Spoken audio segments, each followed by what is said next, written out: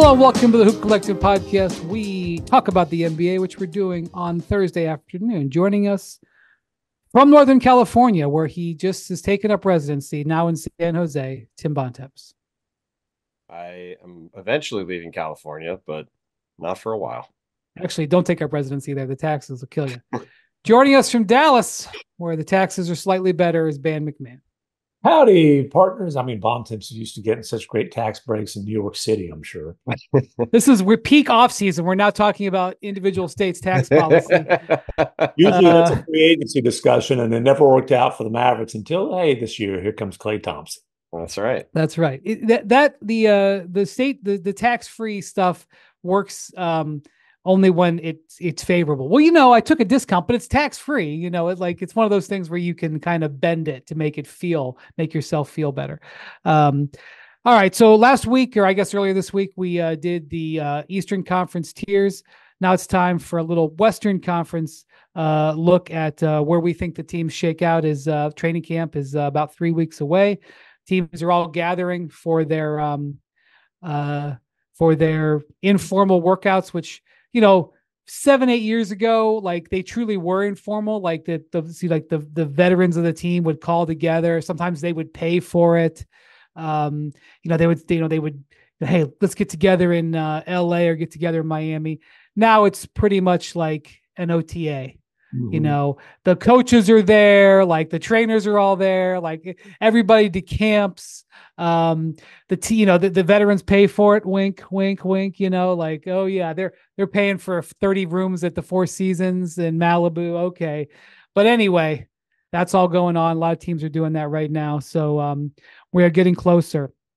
So we're gonna start with the Western Conference top tier. We didn't really give them names, in my view. If they're in the top tier, you can see them winning the conference. Yep. So I think all of us would agree Oklahoma City Thunder, yep, as the favorite to win the West, had the number 1 seed last year. I think they're in a tier by themselves, personally. Really?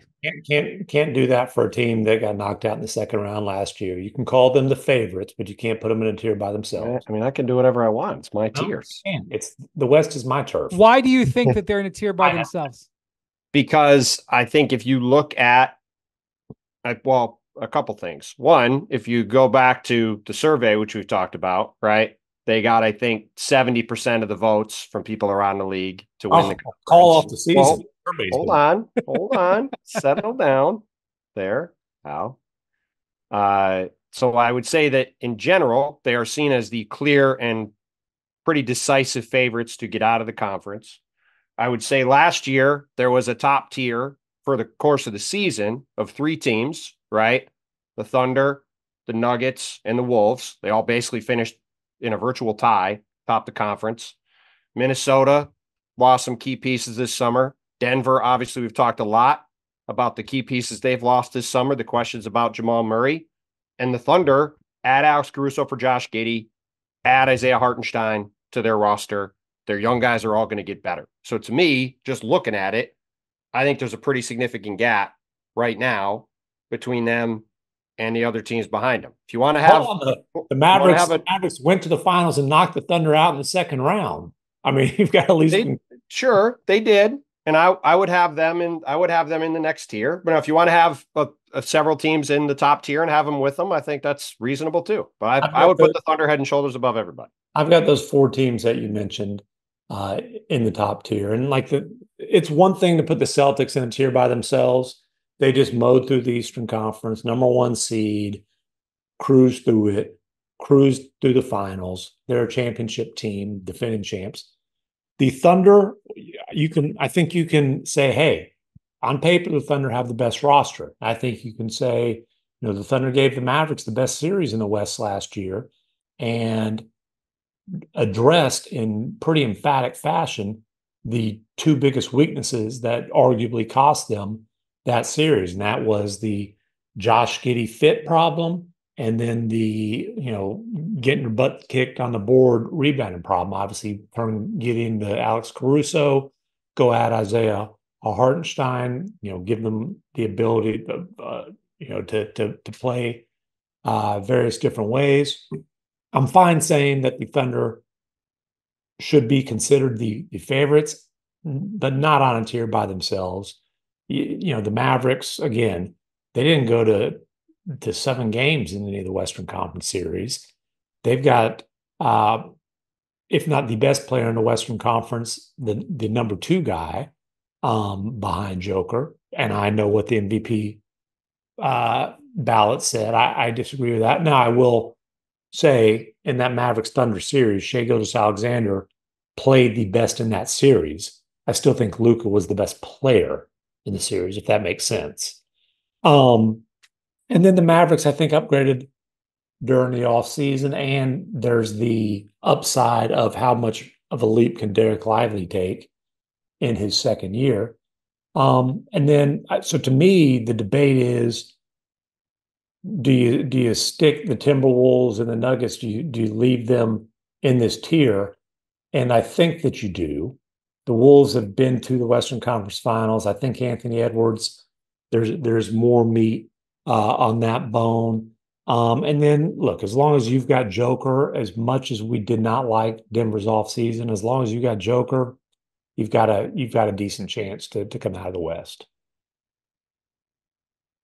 So I think what Bontemps said was a good point, was if you're going to look at these teams, of the teams that finished at the top of the West through the regular season and the team that won the West, ultimately Dallas, you can look at the Thunder and say they made the best improvement to their roster. I think that's absolutely unrefuted, undisputed. Also, they are the most upwardly mobile with their roster midseason. Their trade assets and ability to add to their roster. That's certainly something that you have to take into account. But I also think that there are some real formidable teams here. I am not ready to backtrack on Denver. I understand a KCP. I agree. I agree that he's probably not replaceable, but that team was, I still think, really close to even winning a second straight championship. Now, I can't predict what Jamal Murray might have looked like 3 or 4 weeks later had they won Game 7. Maybe Boston handles them, but I'm not ready to back off of Denver. I think they've got a lot going for them. I do think that they are on the watch list for team turmoil. Absolutely. Yeah. But I think Denver is kind of being undervalued. So I absolutely think Denver is right there, neck and neck with Oklahoma City. Now, if we watch him into the season and Christian Brown, the fall off there, right, as him in the starting lineup is immense, and he can't keep up defensively. Yeah. If any of their young guys don't take a step forward, yeah, I think it's up for reevaluation. If Jamal Murray is not right, if the Russell Westbrook fit is problematic, I mean, there's a lot of things that can go wrong for the Nuggets, but again, they've got Nikola Jokic in his prime. Like, they're going to have a chance. Yeah, I agree. I certainly think they have a chance. I think those are the 4 teams at the top, and I would have them in the next tier. I just think you've been overruled. Well, I mean, again, I can have my own. We're all our own tiers. Yeah. It's fine. Your opinion is on the record. Well, first off, I don't like a lot of. I'm gonna be honest with you. I don't like a lot of tiers. If we're up to me, I'd have 3 tiers. I don't like 6, 7, 12 tiers. I think we're gonna get to 5. I don't think there's gonna be 12 tiers. Well, whatever. But the real point is, these are the 4 teams that are pretty clearly ahead of everybody in the West, which is whether you want to have it as 2 tiers or 1. That, I think, is the bigger takeaway, is that for as deep as people talk about the West being, there's a lot of flawed teams after these 4 that are all kind of in a jumble. And these 4, at least as of today, we get started, I think are pretty clearly ahead of the pack. Yeah, and then Minnesota, they broke through to the Western Conference Finals. There's still a lot of, like, the whole ownership situation's obviously not great, but they lost Kyle Anderson, who was a key piece. We'll see if Joe Ingles has any tread left on the tires. They need at least one of their first-round rookies, if not both. That's, to me, one of the things to watch early in the season. Rob Dillingham he may not be ready to contribute, but he absolutely fits a role that they need. You could see him coming in as an off the bench scorer who could make an impact. And Terrence Shannon slid way down in the draft because of the off court concerns, and probably talent wise, I think was the 27th pick. I think right there, talent wise in this draft. Not that I'm a draft expert. He was not the 27th best player. He's also pretty old too, which also didn't help his case. That's true. He's 20. They need at 24. Least one, if not both, of those guys to give them some immediate juice off the bench. They need. Well, but what I'm saying is, like, okay, he is 24, so you're not necessarily taking a guy with huge high upside. Yeah. But he's 24, as in maybe he can play right away, and he looked good in summer league. Now all the rules apply. Because you look good in summer league doesn't mean you're going to look good in October. But what if? Tim Connolly's known to hit some nice, nice contact in the draft. He doesn't bat 1,000. Nobody does, but his reputation's pretty good.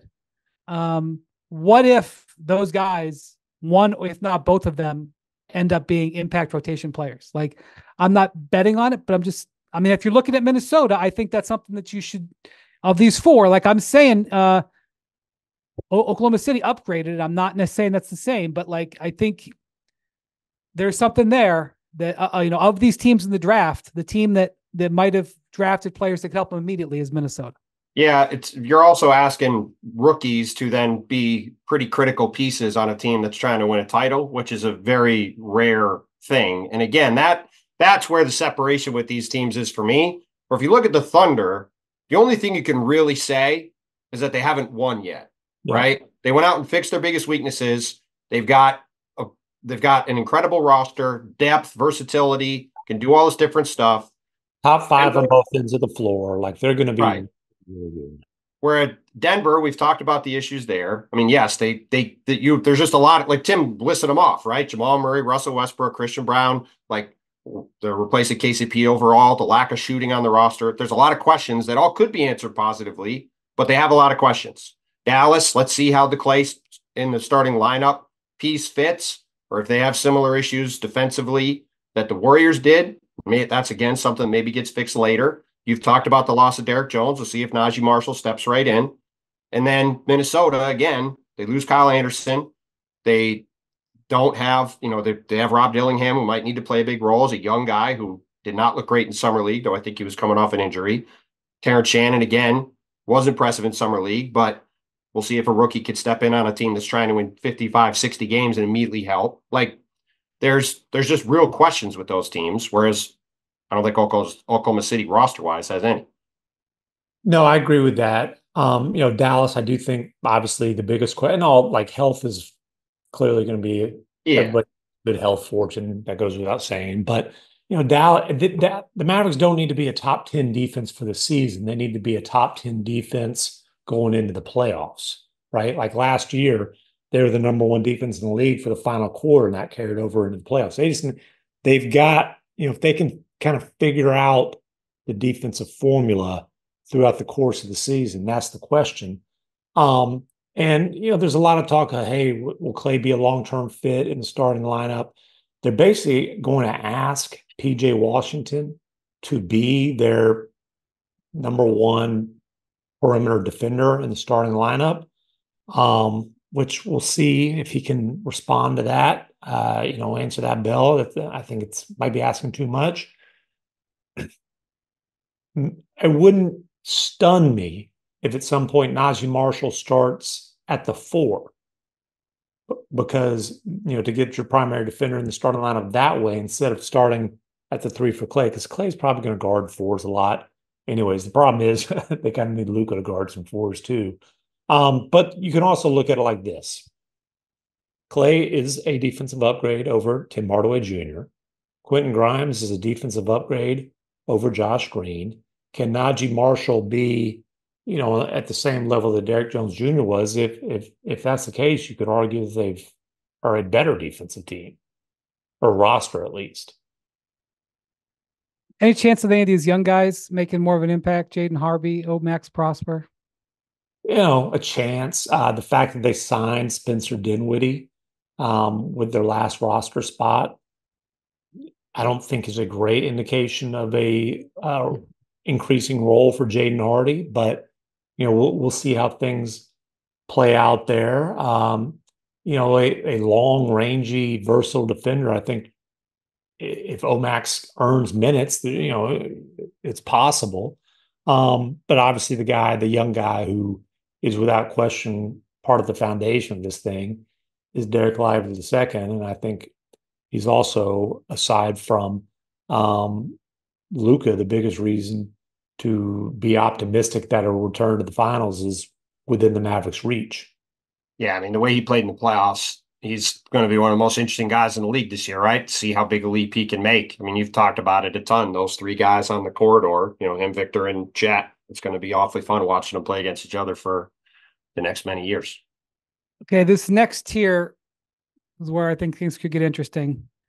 I've got the Suns here. I'm once bitten, twice shy on the Suns. I really thought that team would be more formidable than they were last year. I held on for a while before I finally gave up. They were a 49-win team. That's including the playoffs because they did not win a game in the playoffs. Yeah. I actually considered putting them in the top tier before this before this pod. But I'm trying you really can't quit the Suns. I'm trying to use realism in your analysis. Again, I spent the summer with Booker and Durant, and I thought Booker played absolutely spectacular. If it was a 2-on-2 league, the Suns would be in awesome shape. Well, they have. Hold on. Let's agree on the teams in the tier. Yes. We'll dig into the Suns and go on. I have it as a 7-team tier personally. I've got 3 teams in this one, and then 4 in the next. Who are your 3? MacMahon? So I've got, and I call this the Squint, and you can imagine a run to the finals for these teams here. I don't know if Jackson can fit all that in the little category. Suns, Grizzlies, Lakers. Oh, I got different teams. Who do you have? Well, I got the Grizzlies, the Suns, the Pelicans. Ooh, we're pretty far off on the Pelicans. The Pelicans were pretty good back half of last year. When they had their full team, they were pretty good. Pretty good gets you in the 3rd tier in the Western Conference. Well, I think there's 7 teams that could finish 5th. Okay. On one tier. So it's basically everybody else in the top 10. So you've got Suns, Grizzlies, Lakers, Warriors, Clippers, Kings, Pelicans, and not necessarily in that order. Correct. That's the order I have. Correct. Because if you ask me right now, pick one of those teams to finish 5th and one of them to finish 11th, I have no confidence in any direction with any of them because they're all have pretty interesting strengths. They've all got pretty real weaknesses, and good luck picking what order they're going to finish in. Most of those teams last year were separated by 2 or 3 games. That's important to point out. So Oklahoma City, Denver, and Minnesota were separated by 1 game. Teams 4, which last year the 4 seed was the Clippers, through the 10th seed, which was the Warriors, was 5 games. 5 games separated 4 through 10, and it's been that way for the last couple of years. So you saying 7 teams, you're not. I do think there'll be a conglomeration. I think it's more about which of those teams do you think could be the top end. Yeah, I just think that the Suns, Grizzlies, and Lakers have a higher ceiling, or have the highest ceiling of this pack of 7. That's why I put them in their own. Well, let me ask you one question about the Lakers specifically, because obviously the Grizzlies, they get healthy. We know what their ceiling is potentially. We've seen. I got to tell you, I have PTSD from seeing in my email inbox Memphis Grizzlies medical update. Yes. J.T. Jackson out with a metatarsal fracture, unfortunately, after a nice rookie year. I can't tell you how many of those emails I've gotten, and I don't, I'm not a Grizzlies fan. I don't care, but every time I'm like, oh my God, what now? What now? And obviously, they go from being a team that had back-to-back 50-plus win seasons to a 27 win season, which did deliver them a lottery pick that got him Zach Edey, who is a huge question mark. And, I think Zach Edey's how well he fits, how ready he is, how good he is going to determine whether the Grizzlies are a legitimate threat in the Western Conference or a team that's scrapping along and playing territory. Right. And the Suns, obviously, they have another year together. They add Mike Budenholzer, who obviously is a proven guy who's won a ton of regular season games. I understand the argument for them. Well, and they went from not having a point guard to having right, and getting Tyus Jones. And Monty Morris, for that matter. They have Monty Morris had a poor year last year, but certainly you'd like to think that if he's healthy, he's got a chance to be very good for them. They've got 2 point guards who I heard Pelton say they've got the top 2 assist turnover ratio point guards in NBA history. Yes, both of those guys have long been analytics darlings. And I know what Bontemps will say here. Bradley Beal, he was not healthy at all last year. And Bontemps will say, well, that's what they should have known. He hasn't been healthy for several years. Yeah. But Beal was never he had one little stretch where he was able to put together a series of games. He puts together a representative season. It completely changes their paradigm. Sure. Again, this is the same sort semi-ridiculous position you've taken from the moment they made the trade. I'm saying where they if we had put no Bradley point Beal in a time machine and go back to 2017, the Suns are going to be in great shape. Well, okay, but I'm just saying that they won 49 games. Yes. With no point guard and Bradley Beal significantly diminished. And if you want to play the other side of it, you could say that Kevin Durant had by far the healthiest season he's had in years. And Devin Booker also, I believe, played the pretty heavy chunk of the season. Devin Booker played 68 games and Kevin Durant played 75. Yeah. And my thing with Beal, I'm having a hard time mustering up just a ton of optimism because the problem with injury-prone players is they tend to get hurt a lot, and he's in that category. He's 31. He's not 35.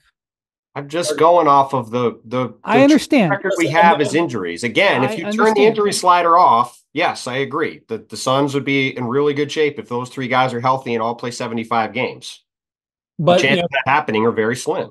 The other thing is when those 3 guys were in the lineup together, they were damn good offensively and defensively. I think their net rating was like +6 and change, which is good. But it's like if you've got a trio that's making $150 million as a trio or whatever it is, when they're all on the floor together, you want you got to be curb stomping teams. And then you're like, okay, they were healthy in the playoffs and they got just smoked by Minnesota. So that was concerning. But I thought Vogel got a raw deal there. Whatever. They bring in another championship-proven coach. We'll see if Budenholzer has a better run there.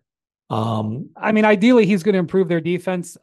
But they were okay. The tools are not really there for him to improve that's the other thing. I like them bringing in Tyus Jones. Who's going to be their stopper?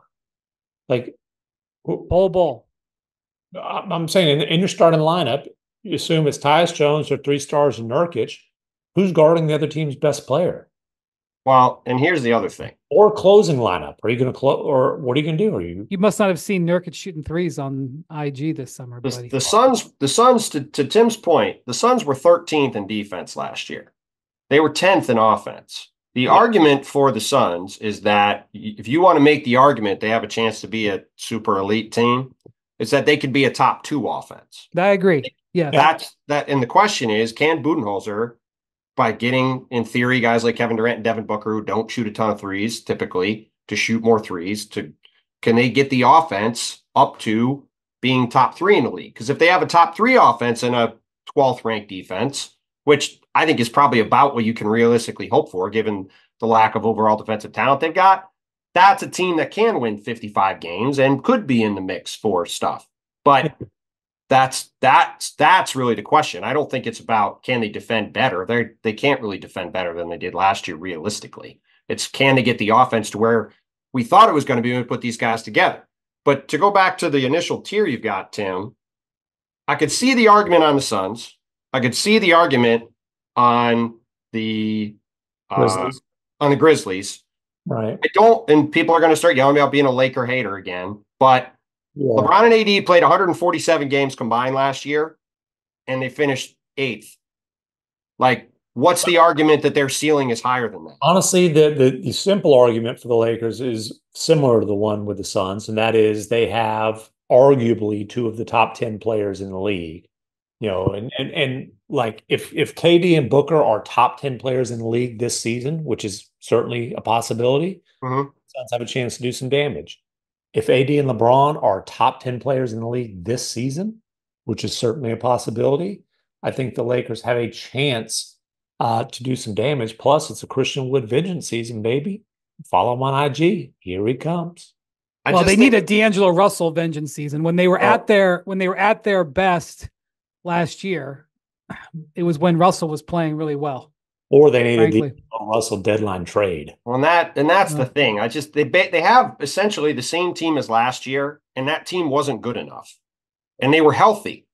Yeah. So until they change that, that's why I have this tier as a wider group. Because, but again, what I have them ranked at is basically the 7th best team in the Western Conference, which is what they were last year. The Lakers fans would not say that they were healthy last year. Their 2 stars were healthy, but their role players.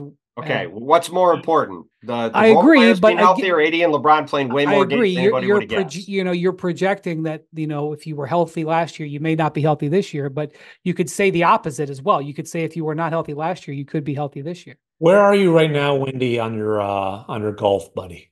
Where are you on Austin Reeves? At this point last year, I think generally this podcast and I would say the NBA in general kind of looked at Austin Reeves as a potentially blossoming star. And he didn't live up to that billing. He didn't have a bad year, but he didn't live up to that billing.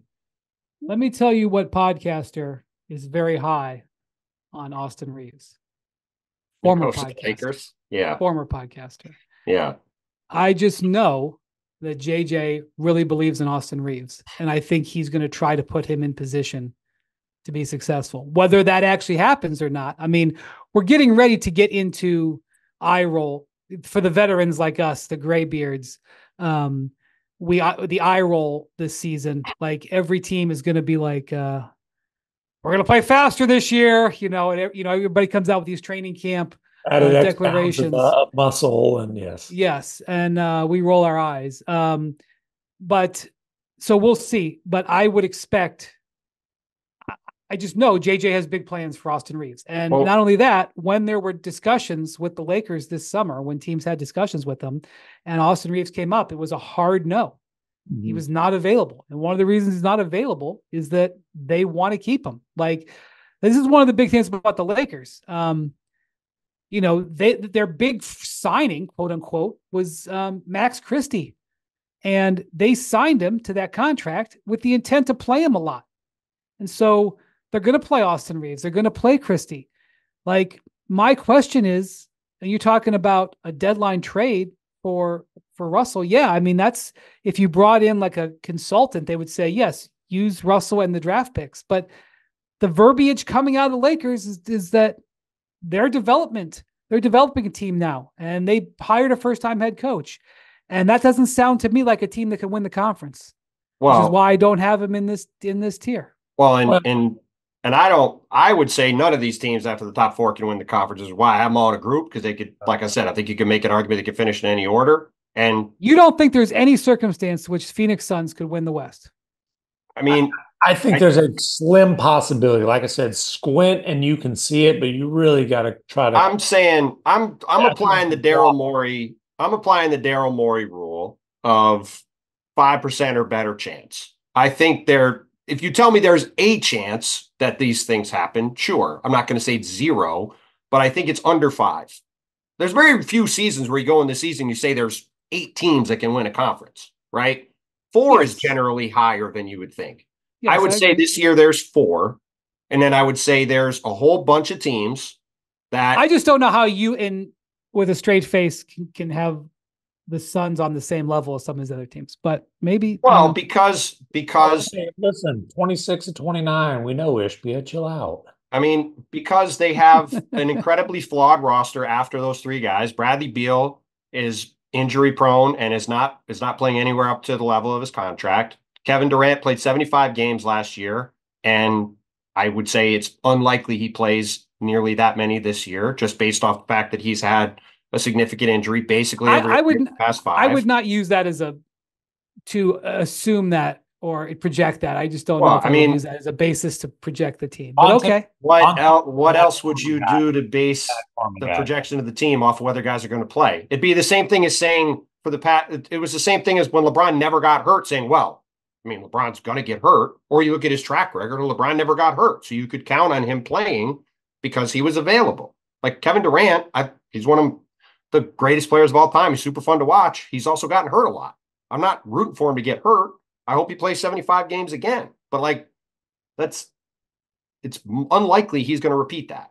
Why don't you want him to play 82? Hater. I would love for him to play. I want everybody to play 82. I would love to turn the injury sliders off. I'd like to take the Windhorst proclamation of turn off injuries and apply it. It'd be amazing. Well, I mean, it's just everybody play 82 games. I know it's just.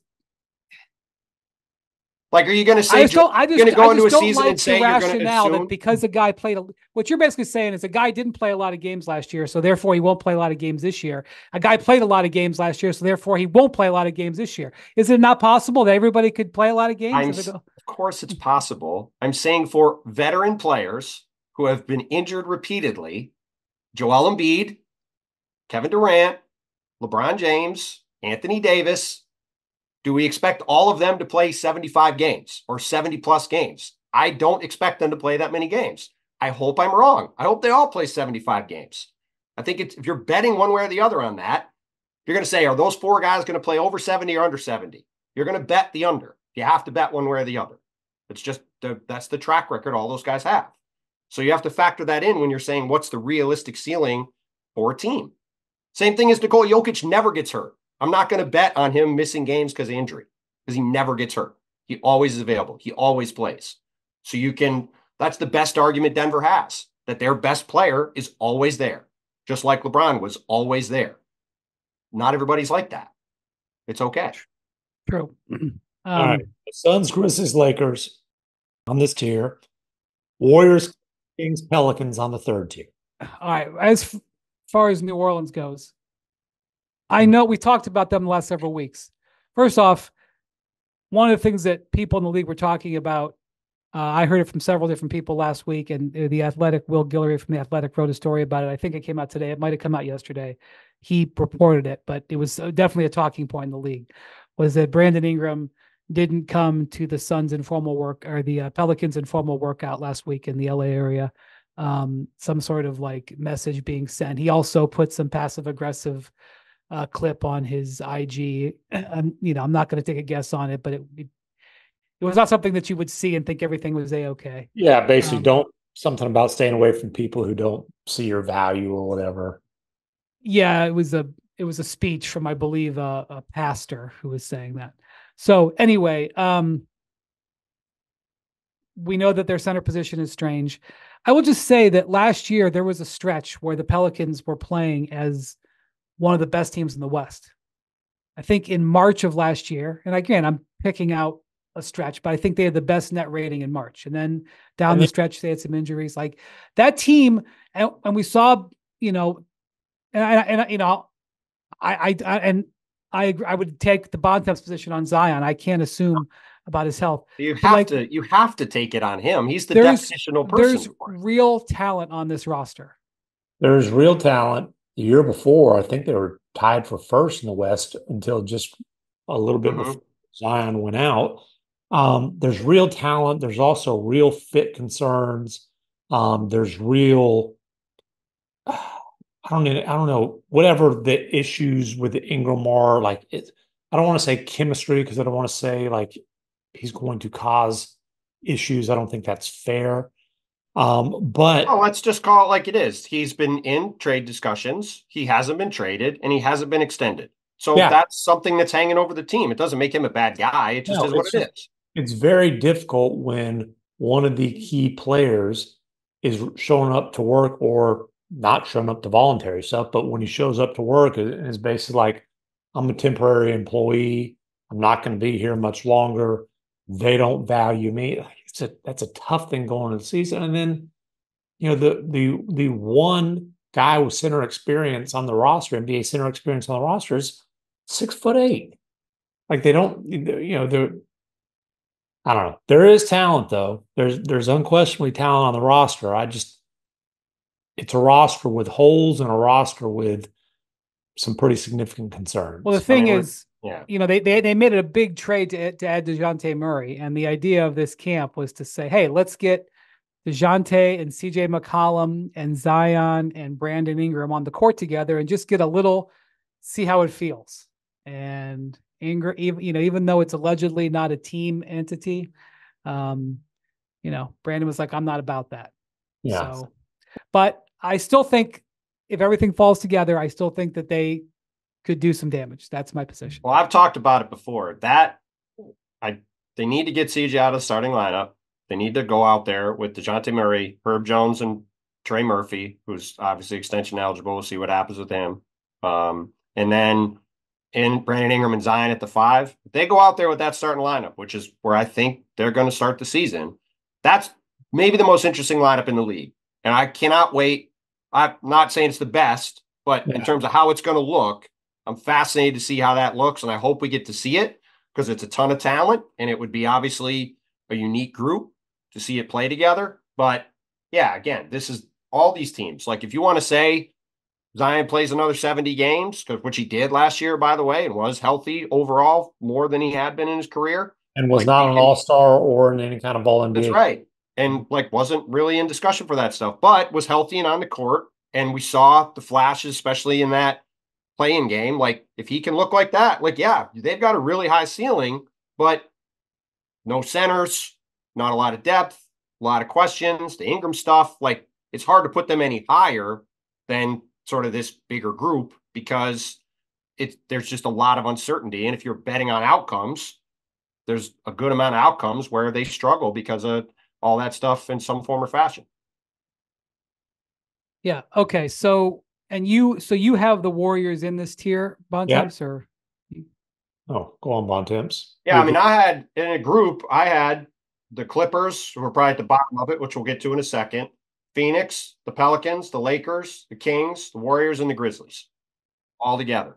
So again, we separated that into two. And so we're talking Warriors, Clippers, Kings, Pelicans here. And look, the Warriors, Bontemps, you've noted many times, if Draymond manages not to get himself suspended, the record with Draymond on the floor versus not is a pretty drastic difference. They lost Klay Thompson, but they definitely added depth this summer. They're counting on Podziemski to make a leap in his second season. Kuminga did make a leap last year. Now that, there's some interesting stuff there. He's not always been a happy camper in Golden State and doesn't have a contract extension. So yes, that will be a very interesting situation to watch for sure. And I think they got better this summer. The question is, how good are Steph and Draymond going to be? That's the whole thing. They got deeper. I think they got better overall. Klay Thompson's an incredible Hall of Fame player. He's going to have a statue, but the fit there was not great. Obviously, there was plenty of drama with that last year. I think it made sense for everybody for that to go separate ways. I think he could be a great fit in Dallas, especially eventually comes off the bench like we've talked about. But I think Buddy Hield can replicate a lot of the stuff that Klay did for them, but coming off the bench, I like the Kyle Anderson fit with them as a ball handler when Steph isn't on the court. I think if DeAnthony Melton's back is okay, which I've heard as of now it is, he could be an amazing fit for them, playing next to Steph and sort of a better version of the Gary Payton role. As a guy who can actually really shoot it from three and guard. The Sixers missed him last year when he couldn't play for them. So I think they can get better than they were last year. And they already were right in the mix. They're only a couple of games out of being a top 4 or 5 team anyway. The question is, but they didn't get out of the play-in. Well, I understand, but I'm saying there's a 5-win gap from 10th to 4th, like Brian said, with everything that went on with them last year. The question is, can Steph do it for 75 games? And can Draymond stay out of trouble and do it for 75 games? If those two guys are good and available, the Warriors have a super high ceiling. They have a higher ceiling than the Lakers do. But well, the Warriors also believe that Brandon Pajemski is going to take off. Like they have put a lot of faith in that fact, not just in what they've done with their roster, but the opportunity that they've passed. But there was a huge interest in Pajemski in the trade market. Yep. We know that they sniffed on Paul George and sniffed on Lauri Markkanen. And it's not the only reason that they didn't get those deals done, but part of the reason was because they said Pajemski's off limits. Well, it's the reason that they didn't have any, like, that talks didn't pick up any sort of steam. Right.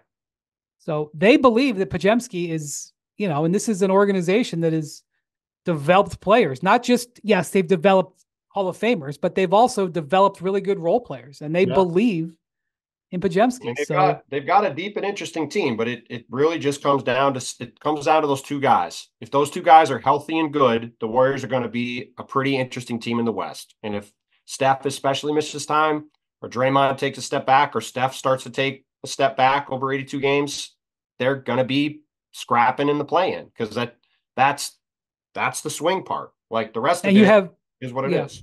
You have Sac in this tier too? Sacramento is such an interesting team to me because I think they have the highest floor and the lowest ceiling of all these teams. I think they're going to be right around 48, 49 wins. They're going to be a really good regular season team. They're going to be incredibly hard to play on a nightly basis. Mike Brown will have them guard better than their talent shows. They've got De'Aaron Fox and DeMar DeRozan to give the ball at the end of games. Those guys are going to be good in clutch situations at the end of games. Those guys are all healthy. We'll go back again to the durability thing. DeMar never misses games. Sabonis never misses games. De'Aaron Fox is pretty healthy. They should be available. They should win a lot of games in the regular season. I think they'll make the playoffs. Wouldn't shock me if they finish 5th or 6th. And I think they'll lose in the first round because I just don't think they have the ceiling beyond that. But I think they'll make the play-in, and we'll see about playoffs. It ain't going to be easy to make the playoffs in the West. The question, obviously, how's it going to fit with DeRozan? That's one thing. But for the Kings to be able to get out of that tier, Keegan Murray's really got to take a leap. And I know that there was optimism about him as, hey, maybe he can be, or hopefully he can be, the third star on that roster alongside of Sabonis and Fox. And again, it's kind of like the Austin Reeves thing. He, by no stretch of the imagination, was he bad last year. Like he had a solid year. He had a pretty good year, but he didn't. He was a 15-point, 5.5 rebound guy. Like he's got to be that. He wasn't anywhere near star territory, and for them to be more than, I think, a 7 to 10 type of seed, I think he's got to really make a jump. Well, and the other guy, they're going to score. Usually, the other guy that's they are going to score. They are going to score. The other guy that's usually important to them is Keon Ellis, who is, I think, pretty much locked into being their starting shooting guard. And he shot near 40% from 3 last year and can really guard people. And if he can prove to be even a 37% 3-point shooter on real volume, let alone higher, who can guard, A, critical piece for them, and B, whether you're talking about the Lakers or all these other teams, that's the thing everybody's looking for, is a wing who can really shoot it and can guard people. And if he can step in and do that next to De'Aaron Fox and DeMar and Sabonis, because Keegan Murray, don't forget about Malik Monk's going to get a lot of those minutes. He will play, but he's not going to start. And he's one of the best bench players in the league. That's his role. I agree, but they need somebody to be able to guard the best player on the other team. And if Keon Ellis can do that, that is a material changer of what the ceiling is for the Kings in terms of what they can do. If he's if he can become Danny Green for them, that's a really big deal. So he's not a big name, but it's something to watch. It's just interesting to me, after they were the 2 seed or the 3 seed 2 years ago. 3 seed. They were the 3 seed, and they won the exact same number of games. Right. That they've made several significant transactions since then, and none of them have been all in for defense. They have routinely prioritized more and more offense, when I felt like what they needed was, basically size and defense. And they've gone for not really that. Like I they, think that, go for Kevin Herter, they go for DeMar DeRozan. well, Herter was on the team before that. The problem the Kings have is the one that a lot of these teams have. Like we talked about the Lakers. I wrote a piece for Thursday and Friday on the biggest holes on the rosters of contenders in the East and the West. And for several teams, it's, including the Lakers, it's two-way wing play.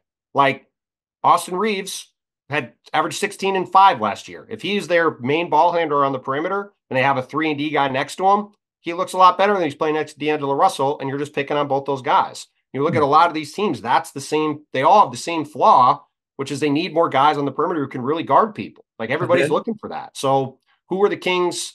Like I don't think there's been a ton of guys the Kings should have gone and got.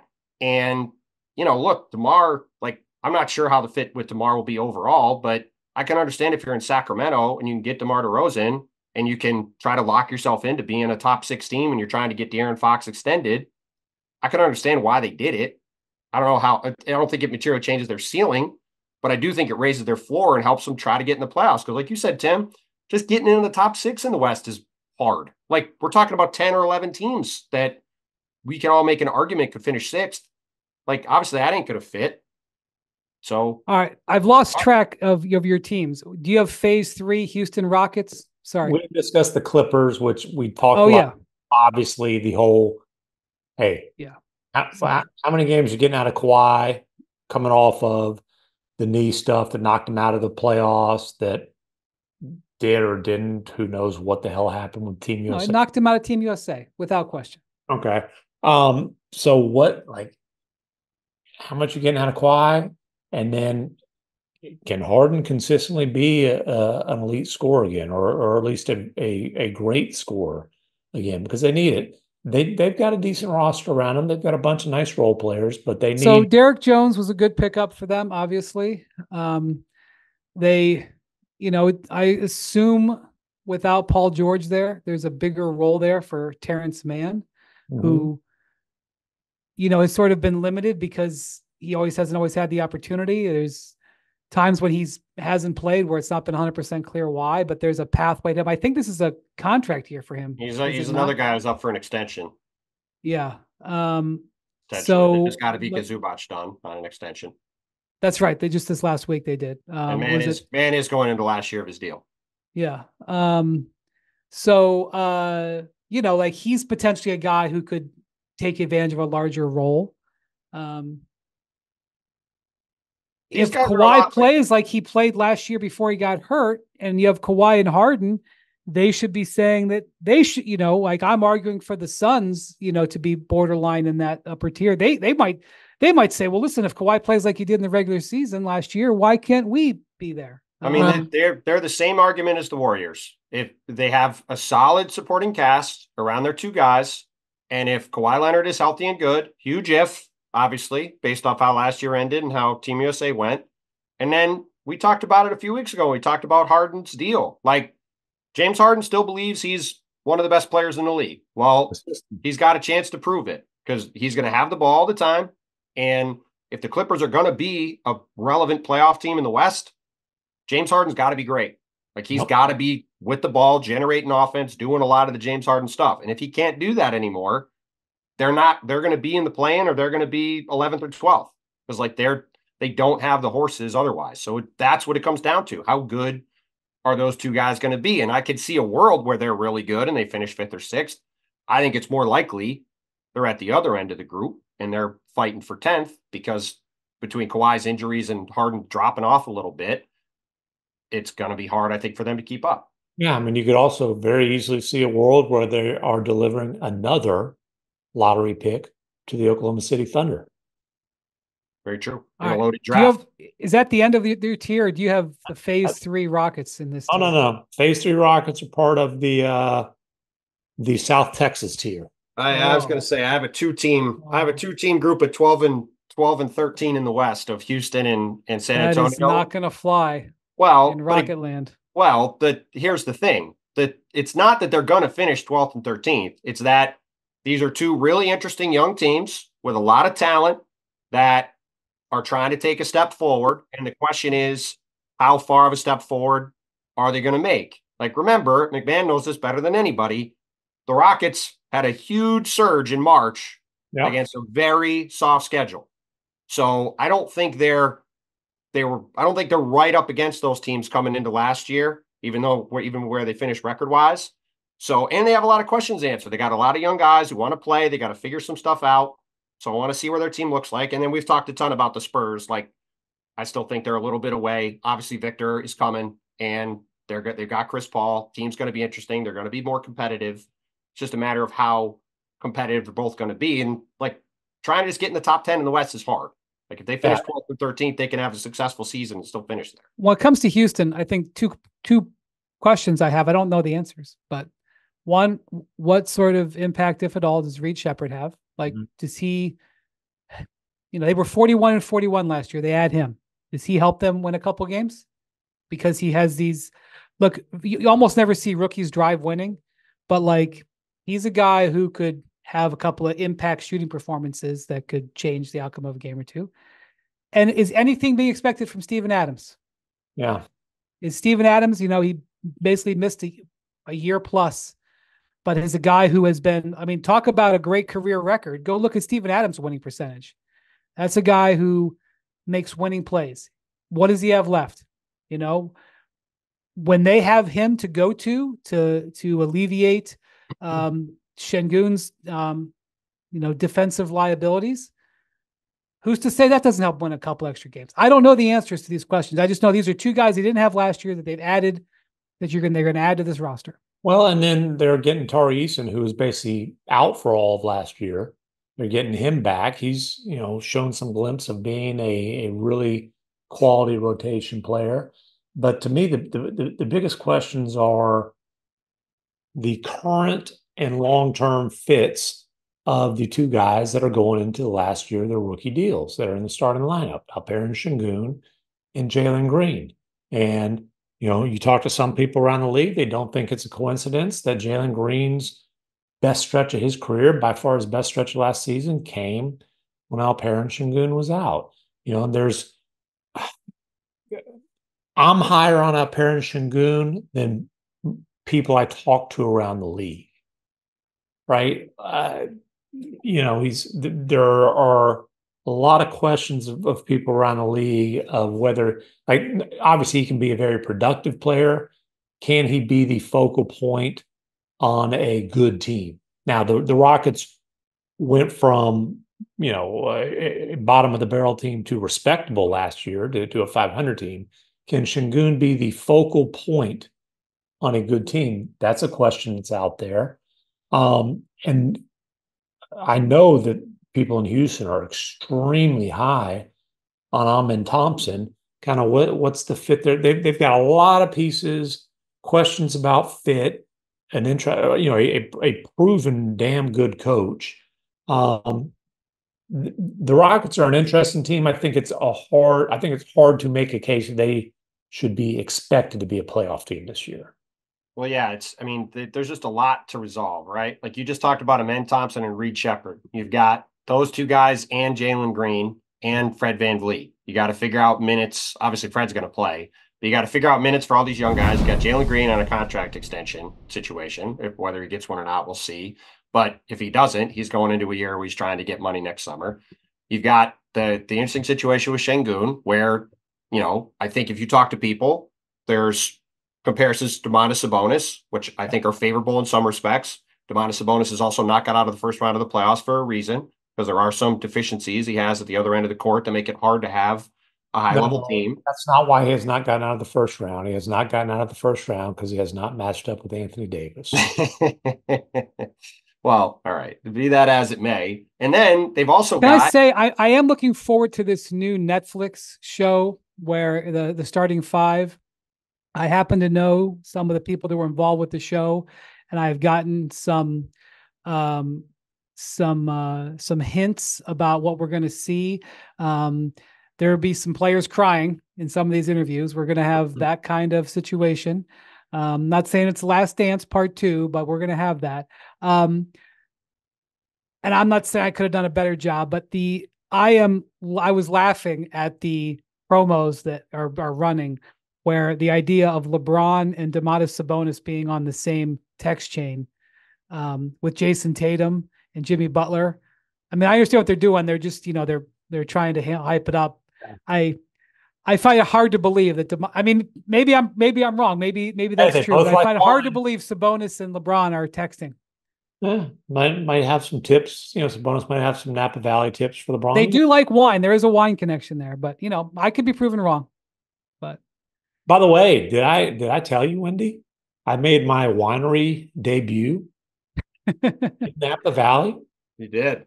I'm not a wine drinker, but did a little sip. Old Bontemps was trying to class me up a little bit. Stopped in Napa Valley. It's true. This is factual statements. MacMahon, there's not a lot of people like MacMahon hanging out at wineries in Napa Valley. Hey, took pictures, scenic views. Come on now. No, it's beautiful. That's beautiful. Yeah. Did you see Sabonis there? I did not. We did not see Sabonis. I might have been the tallest guy there. Okay. I'm sorry, Bontemps, you were talking about Şengün.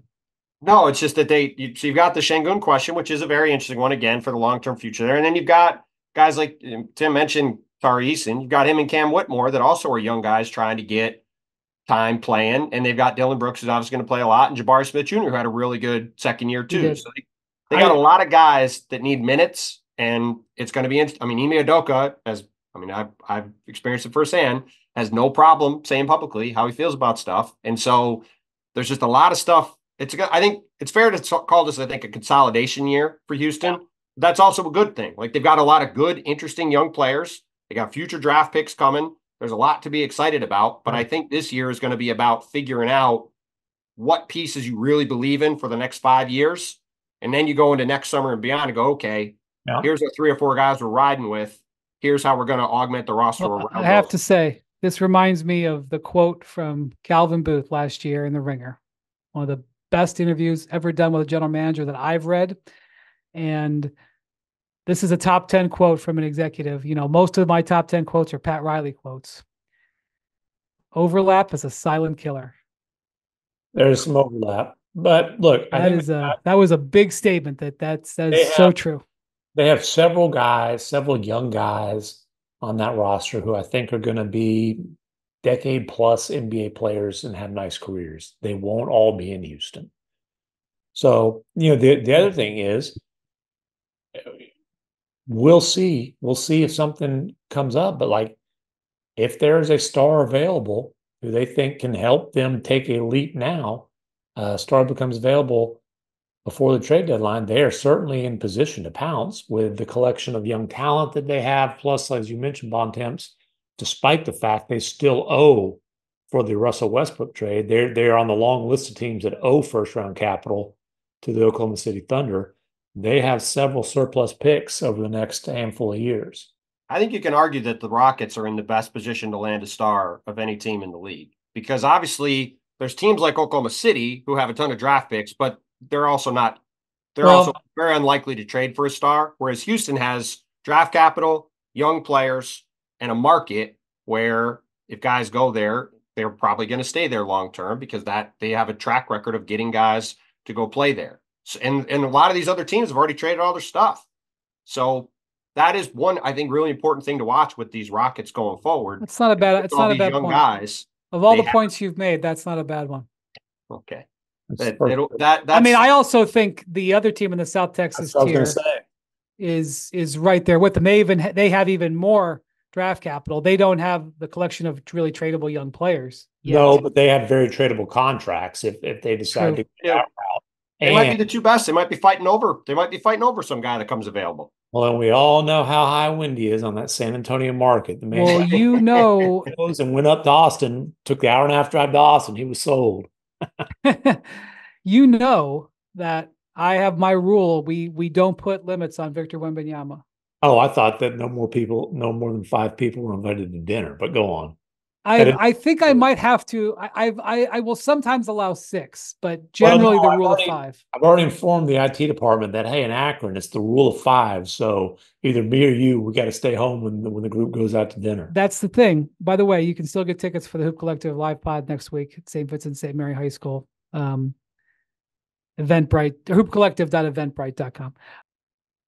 By the way, that's the rule of 5 is Popovich's rule. That's another one of the top 10 quotes from executives. No more than 5 at a dinner. I will sometimes allow 6. The one thing you've ever agreed with Pop on. Well, that and that Wemby's good at basketball. 2 things. Yeah. We don't put a ceiling on Victor Wembanyama. That said, it's hard to see the Spurs higher than this. No, but their floor was raised significantly because they have competent veterans, highly competent veterans in Chris Paul and Harrison Barnes that'll be in the starting lineup. They won't have to play, or they won't be in a position where maybe they get to play, depending on what their goals were. Just guys who don't belong on an NBA floor. This statement can be used to mock me what I'm about to make. I probably shouldn't even say it because it's kind of asinine. What do you got? Yeah. But the Spurs won 22 games last year, but they were not a 22-win team. They were like a 30-win team. This is one point you've made several times, and it's also like the point where the Suns were a 49-win team that actually was a 67-win team because Bradley Beal was not healthy. And I'm just saying they won 49 games despite all that. Well, they won the Spurs won 22 games in large part because they put out a laughable starting lineup for the first. That's what I'm saying. And the way they played down the stretch of the season was not representative of a 22-win team. Like they had to play Zach Collins at 5 just to kind of prove to Wemby, like, bro, we don't have to call you a center, but you're going to be the only big on the floor for us. And then the Sohan point guard experiment thing was just ridiculous. I mean, so they did some crazy stuff to start the season. Again, their most used lineup was a significant plus, and then they added 2. Obviously Chris Paul's not anything close to what he used to be. I'm not sitting here telling you Harrison Barnes is an all-star, but they added 2 quality. Is there a world where they could be a play-in team? There is.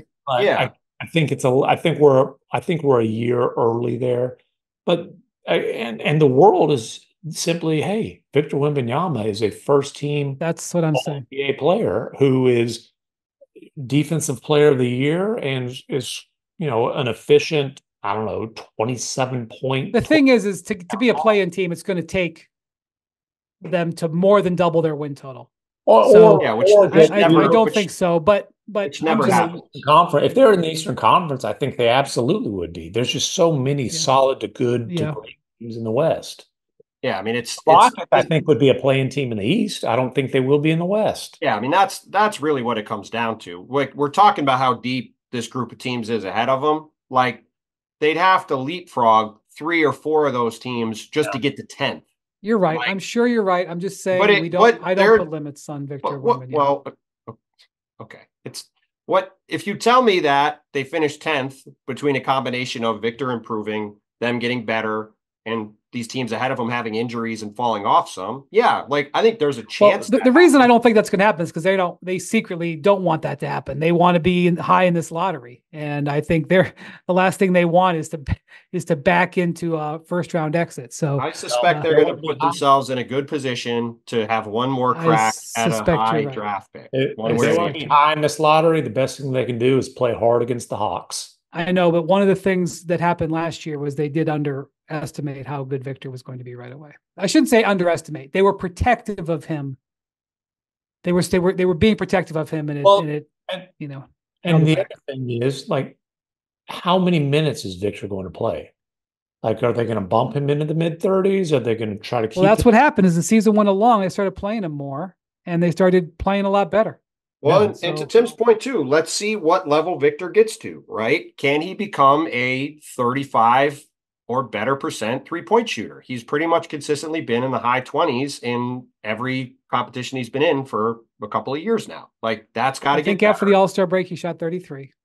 So I'm just saying, over the course of the year, he shot poorly in the Olympics too. He obviously does a lot of other stuff well, but and his stroke is good. Like, he's going to hit shots, but he's got to consistently hit more shots. He's got to get the turnovers down. Like, if he wants to take that kind of leap, like, look, Luka, we've talked about second year on, he's been first team All-NBA, right? If you tell me Victor's first team All-NBA next year, totally realistic goal for him. But if he's going to do that, those are the areas where we've got to see improvement, because we know the defense is going to be great.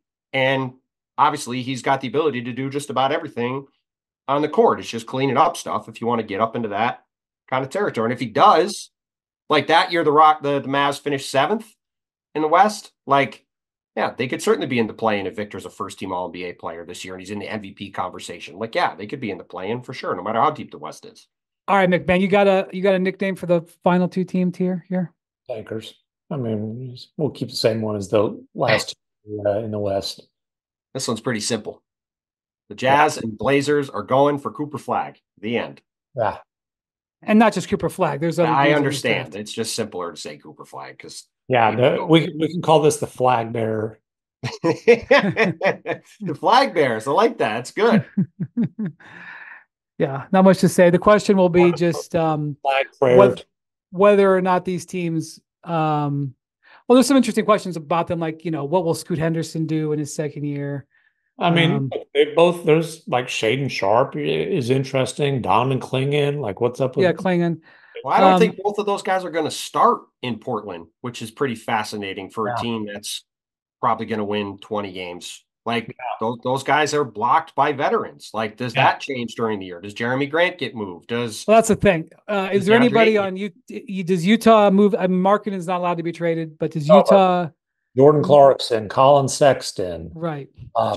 John Collins.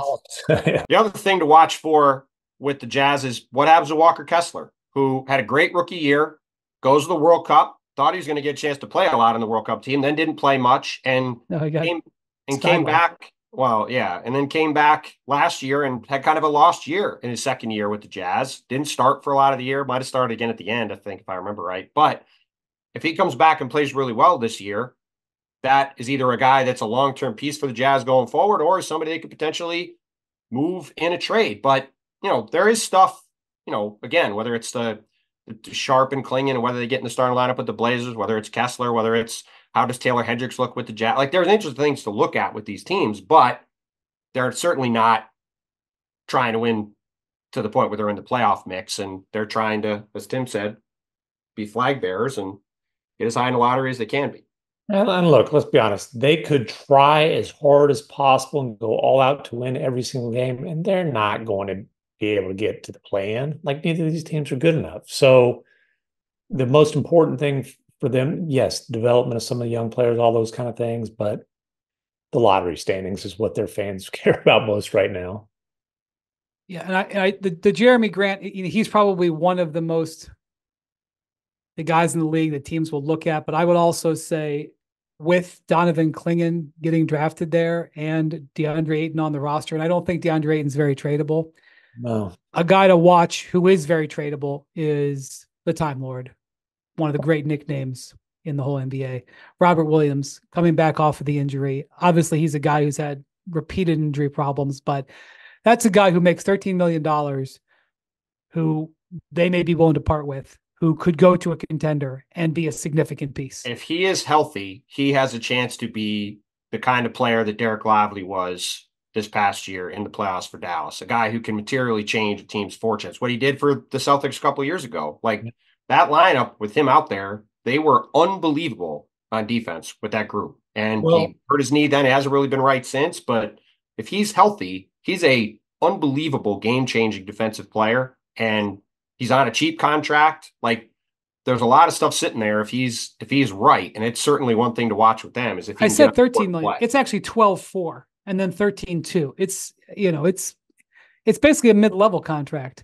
Yeah. And the guy is potentially a difference-making player defensively in a playoff series. Oh, there are a whole bunch of teams that could use a rim protecting defensive anchor who can switch everything. Are you kidding me? And then offensively, it's just a rebound finish. I'm just saying, there's a good chance he can really pass it too. Like, he's a super talented guy. It's just can he stay on the court? Like, that's the question.